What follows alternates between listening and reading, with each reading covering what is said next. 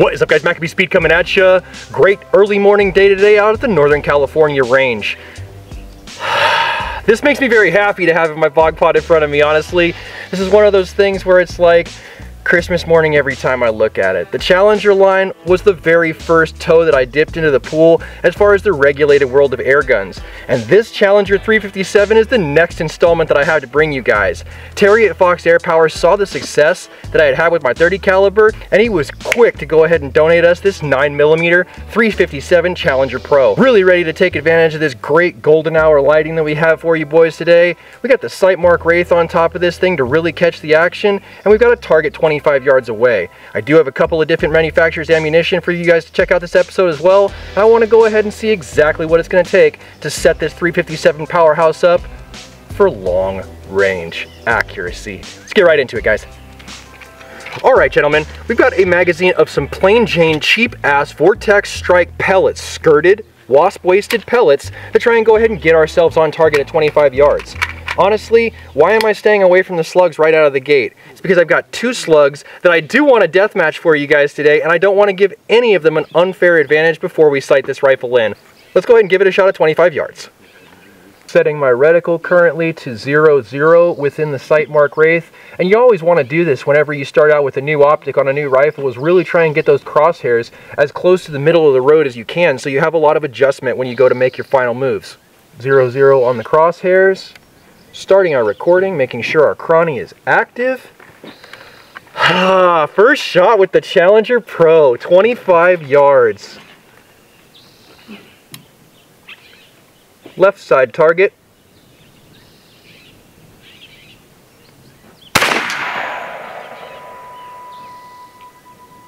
Going underneath, I think. 945 feet per second with an 82 grain projectile. I'm going to go ahead and give it one more shot to the left-hand side. You mind spotting me? Aiming center. Shot 2. Fire. Your left. Yeah, you're going right by your camera. Okay. 930 on velocity. Were you shooting to the left target? Yes. Yeah, you're definitely left. You're in between your camera and the target. Just barely. Well, you know what? Let's go ahead and shift to the right-hand side then. Maybe the right-hand side target will catch it on the left one. Let's see. Go ahead. Right-hand side target. Fire. I hit the steel. Yes, you did. That's what I was thinking. Damn, I was saving that steel for another video. Okay, let's move it over to the right. 917 velocity on that. One shot, 0 time. At least I'm good for something. I got okay out of it. You literally produced 10,000 plus views in videos this week. I feel like you do most of the work. We a team. I'm just going to go ahead and give it 100 clicks to the left-hand side, guys. See what happens here. Once again, 917 on that previous velocity. Moving it back to the left-hand side target. I'm still having problems differentiating safety and fire as far as my muscle memory is concerned. Please, AEA, forward should be fire. Recording so you boys get the picture.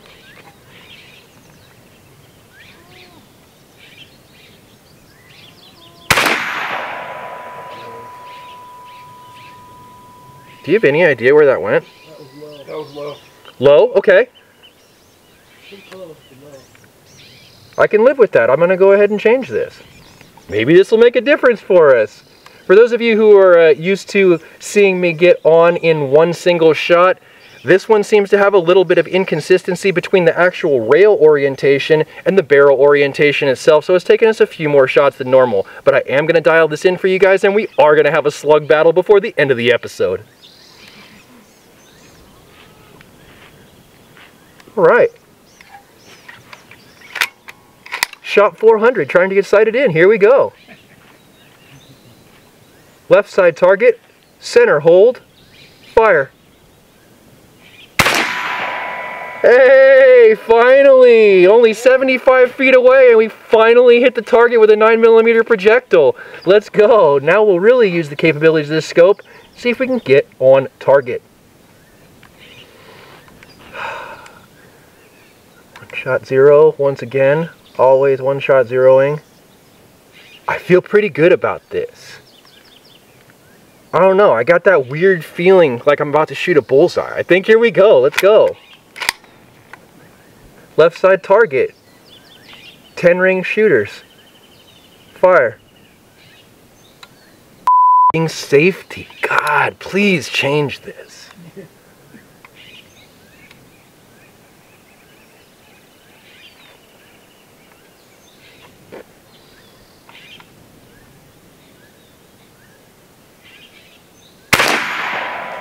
Bullseye, baby! I have become so reliant on technology, but there's a reason. It's because when I use the tools that I have to my advantage, I end up making the connection.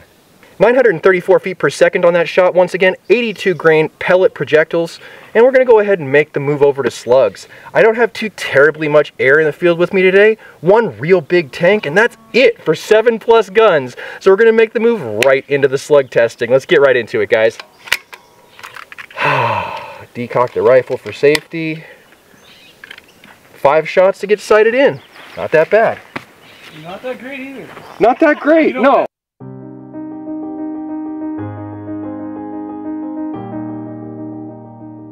It's possible.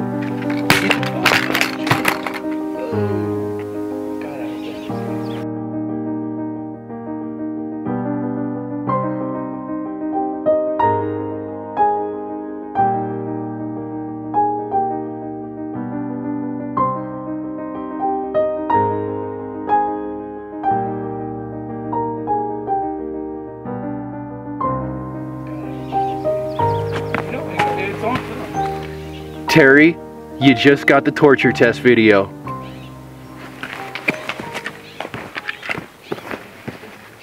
It'll be fine.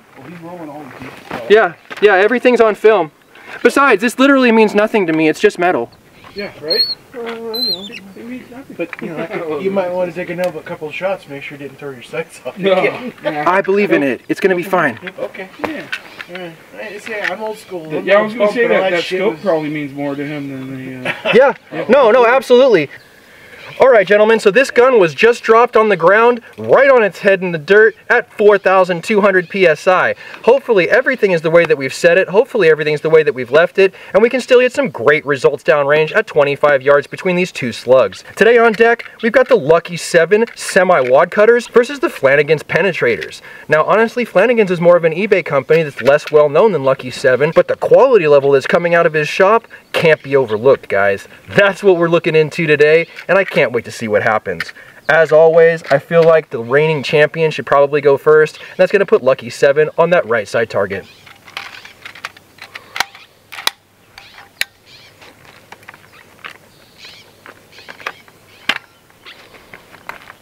A lot of you have been complaining that my sight picture shakes around when I am looking through my scope cam. I shake like a palsy victim. I've had a full pot of coffee or more at this point in the morning, and there's a mason jar full of it behind me.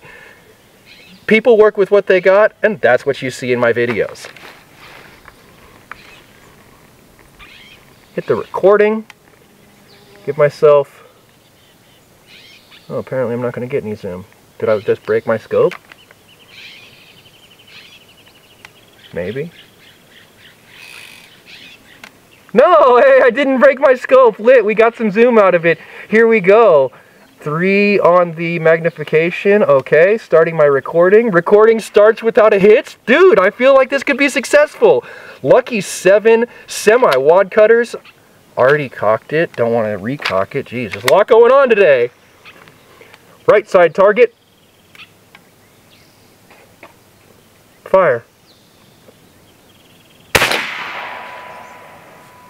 Okay, so my optic has probably moved around pretty horrendously at this point. 775 feet per second, and God, I feel like I really owe it to you guys to re-zero after that header. Terrifying. This is a lot of clicks of adjustment. I hope I didn't hurt something critical. Terry, I'm sorry in advance if I broke something on the gun, dude.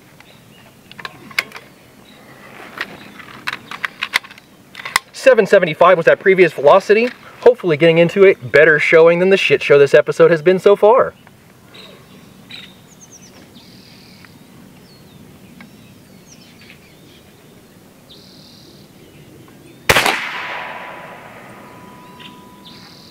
We're going to group that there. Once we get a group, we're going to replace that target on the left side that only has 2 holes in it and test the Flanigans.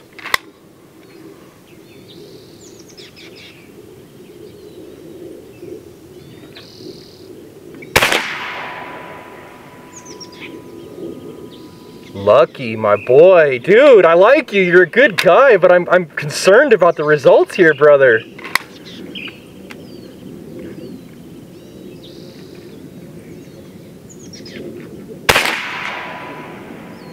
Damn. I don't feel anything loose or wiggly on the gun. I'm just going to let it play out organically how it does on the range, and we'll see what our results are. 776 velocity on that last shot.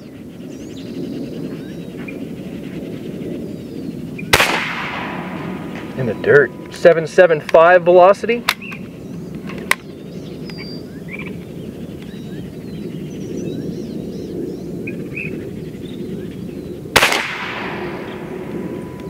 .778 velocity. So the consistency of the regulated platform is really showing itself to be effective in the field, but I don't know that the ammunition is currently as consistent as the rifle itself.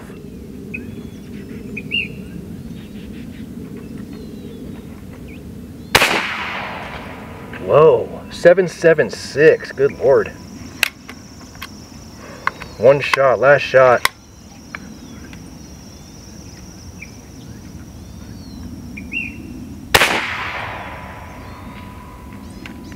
.778. So even with a very consistent velocity, we definitely had all over the place points of impact.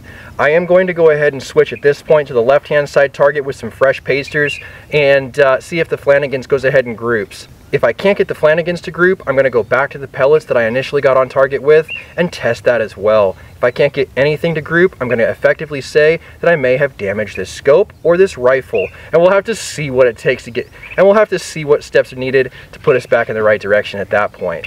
For right now, let's get right into the Flanigans penetrators. Check our pressure real quick, make sure we're still in the regulated area that would make us effectively a homogenized test. 3,900 psi on the main tank, 2,300 psi on the regulator. All right, fresh paster, ready to rock and roll with the Flanigans penetrators. Already got one in the breech because I double loaded it like an idiot.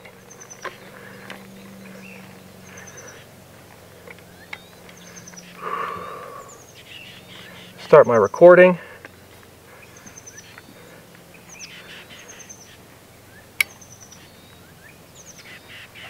Fire.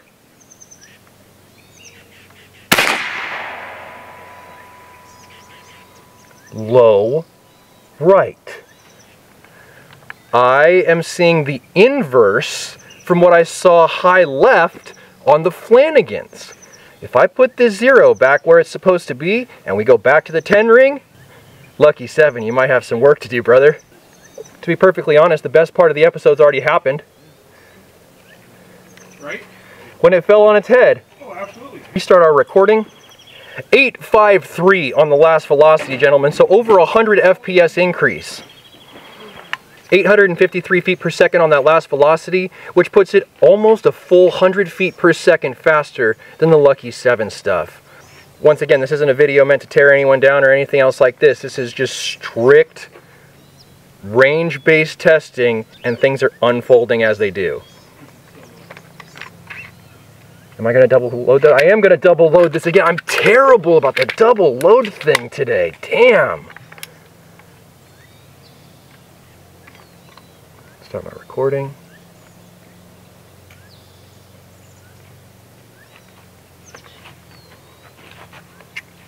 Firing.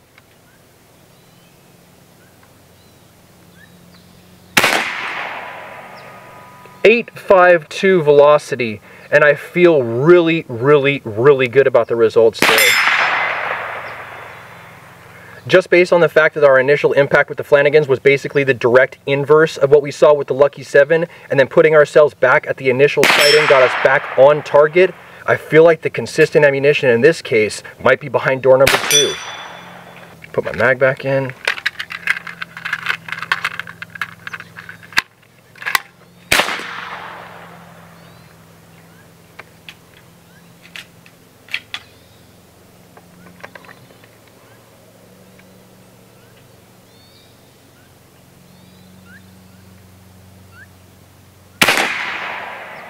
.845 velocity, and I definitely rushed that shot. I'm going to try and go ahead and really dial my fundamentals so I can put on the best show after what has probably been an episode that has dragged for you guys.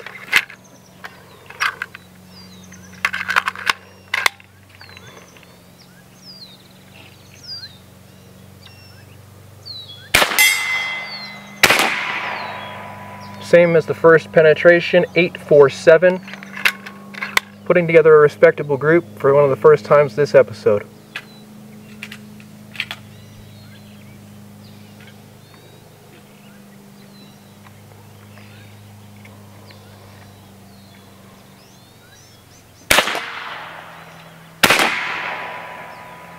.846. The Flanigans stuff is really performing today.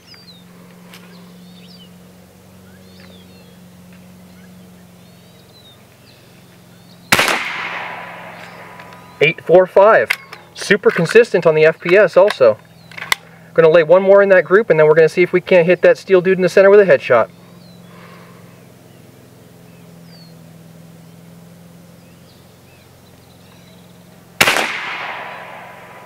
Pretty amicable group. Pretty amicable group. Last shot in the magazine. Here we go. A little better focus for you guys. There we go.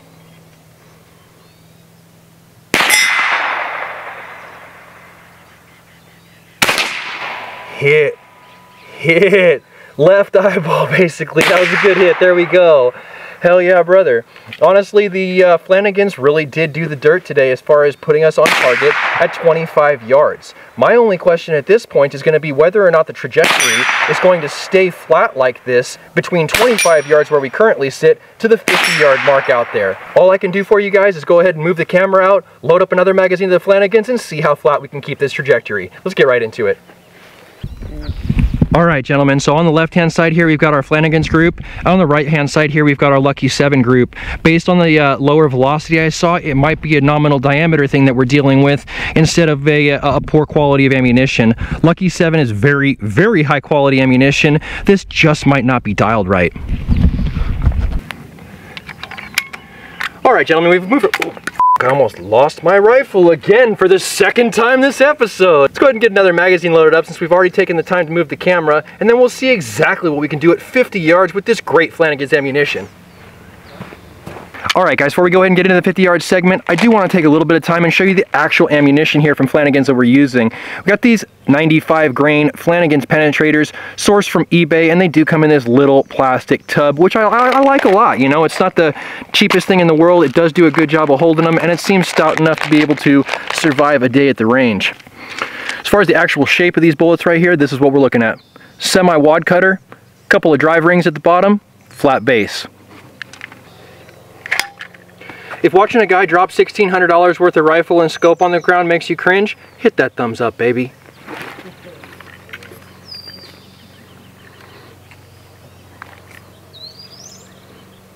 Then we're going to go ahead and go for the bottom set of targets there, the center points on the lower paster.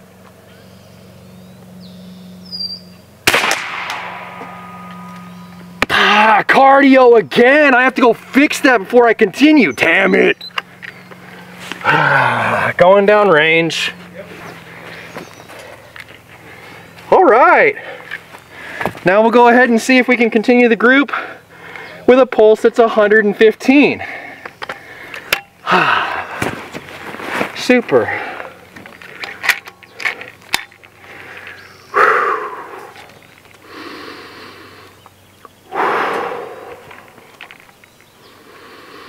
Slow my breathing, slow my heart rate.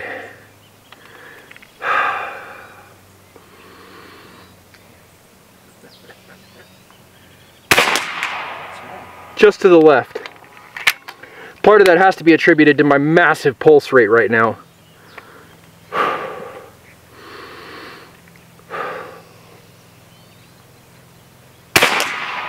Hole on hole action, baby.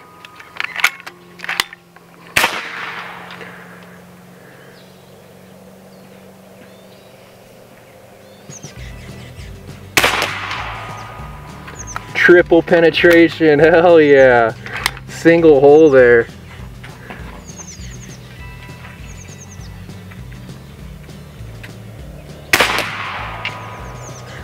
Dude, it's matching the 30 caliber accuracy. This is good.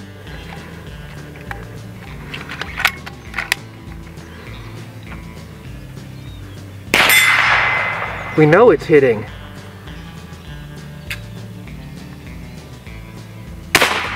I missed. Of all the things in the world to do at this point in the game.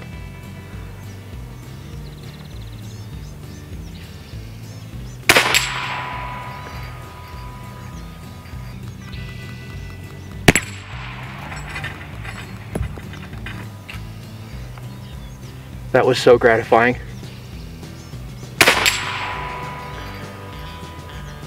If you don't like seeing a 2-inch gong spin all the way around the conduit and then become no longer, unsubscribe. One shot left to roll them all. Looks like we have to take the one next to it.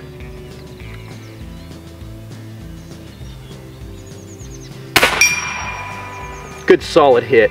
And that rounds out what was pretty much, for myself filming it, a shit show of an episode. Hopefully you boys at home had a better time watching this debacle than I had filming it today. I like to go ahead and get on target in pretty much 1 or 2 shots because of the high level of optic that we're working with.